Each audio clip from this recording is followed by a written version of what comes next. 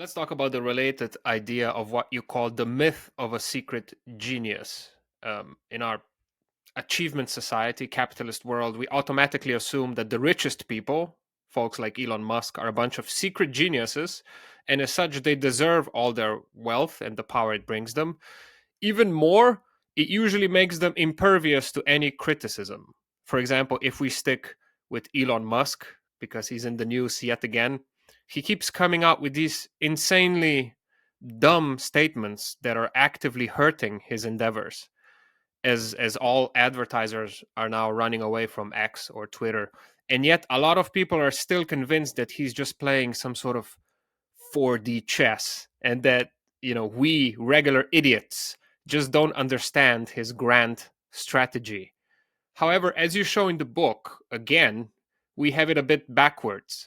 Could you break down the almost mathematical fact that the richest people are not necessarily the most gifted ones? Yeah, so I think there's a few things, some of which I didn't go into the book that I'll mention when it's talking about whether someone deserves their success, right? I mean, the first point is a relatively obvious one, which is, I think about any successes I've had in life, and I didn't get to choose my brain, I didn't get to choose my parents, I didn't get to choose where I was born or my upbringing, all those things, which are huge factors. I mean, some of the largest factors in people's success are totally unchosen, right? So yeah, okay, I worked hard, but like, why did I work hard? Well, I don't know. I mean, it wasn't like I made a conscious decision as like a 7-year old to be good at school. So the way we talk about success, I think, is already backwards in the first place.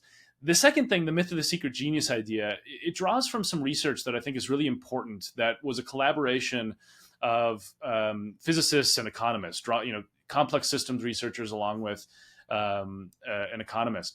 And what they were basically looking at was like, let's just make a fake world where we have a few crude variables, but we also are trying to chart what creates wealth, right? But in our world, we're going to assume that every so often there's an intervention that randomly helps or hurts someone, right? And they're going to call it luck or misfortune, right? And the idea, of course, is that luck, by its very nature, is random. So it's going to strike like lightning every so often. Now, the insight they have, which once you hear it is really obvious, but we never really discuss this as a society, is they say, look, if you've got 8 billion people in the world, there's going to be a sort of standard distribution of talent. In other words, there's going to be some extremely talented people, but that's going to be a small number. There's going to be some extremely untalented people, again, a relatively small number. And most of us are going to be clustered closer to the middle, like a bell curve, right? And Right. this is true. I mean, when you chart abilities among humans, this is definitely true. Now, wealth is not normally distributed, right? So, if you think about height, for example, you're going to have people who are clustered around a certain set of heights. I mean, most people in the world are between, I don't know, 4'10" and 6'5" or something like that. And beyond that, you're talking about some relatively small percentages. And so with wealth, it's different. You have a lot of people who are poor, right? I mean, the average person is living on a substantially lower salary than those who live in the rich West.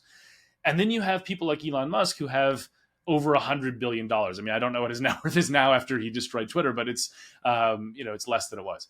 Anyway, the point is that what they find in this simulation is that lightning, that luck aspect, is going to strike most often in the middle of the bell curve, which makes complete sense because the most people are there.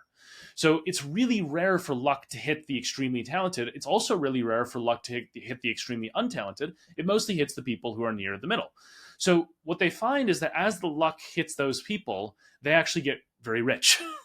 And so what this suggests is that, yes, talent plays a role, but actually luck plays a much bigger role for getting to the extremes. So there is a correlation between talent and success in some societies. But if you want to be super rich, you have to be both a little bit talented, but mostly you have to be really lucky.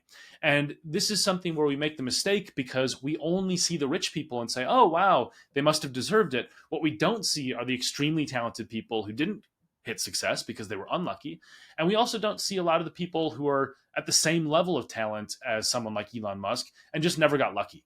And I think that's the point that, is really important for societies to internalize, because this myth making around uber wealthy people is so counterproductive in suggesting that he's just better than us, right? I mean, which is just false, basically. And I think that the Twitter debacle has sort of showed that, because he has not run that company successfully.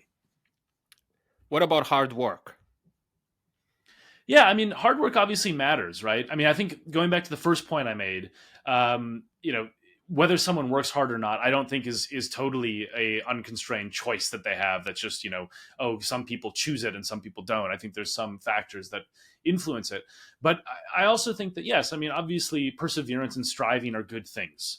So in the book, I talk about whether there's free will and so on, and that's a question about causality, what causes behavior.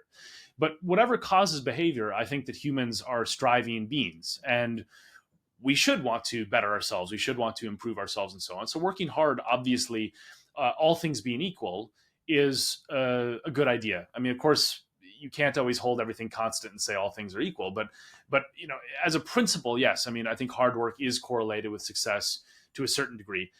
That being said, there are some things where this myth making around self help. It's like, okay, if I was born in, one of the countries I do a lot of research in is Madagascar. And if I was born in Madagascar, my life chances would just, no matter how hard I worked, my life chances would be substantially lower because there's just a large number of barriers that no matter how talented or hardworking I was, the odds that I would have a successful life are just lower.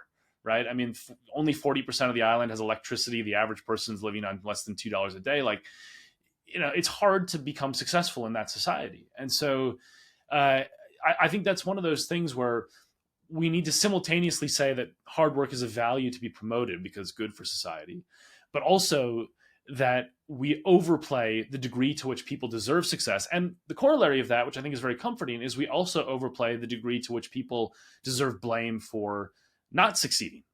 And I think a lot of us could, let ourselves off the hook a little bit more and understand that our lives are partly, directed by our actions, but partly they're not. And partly we can't control that. And so, this sort of culture in which individualism and self-help ideas reign supreme creates a lot of misery that I think is unnecessary because people internalize setbacks and failures as though it's exclusively their fault. And it's not true. Oi! Thank you for listening to the episode. If you've enjoyed it, please subscribe and follow on YouTube, Apple Podcasts, and Spotify. As always, eternal glory and gratitude to my producers who are supporting this show on Patreon, the kings and queens, Gordan, Jurechuk, Lorenzo, Veronica, Mila, Carmen, and Taichi. Without you, this pod would not have been possible at all. If you'd like to become a certified Tovarish or Tovarishica of the show too, head to Patreon, find Smart Cookies podcast on there, and become one. It's as simple as that. Thank you.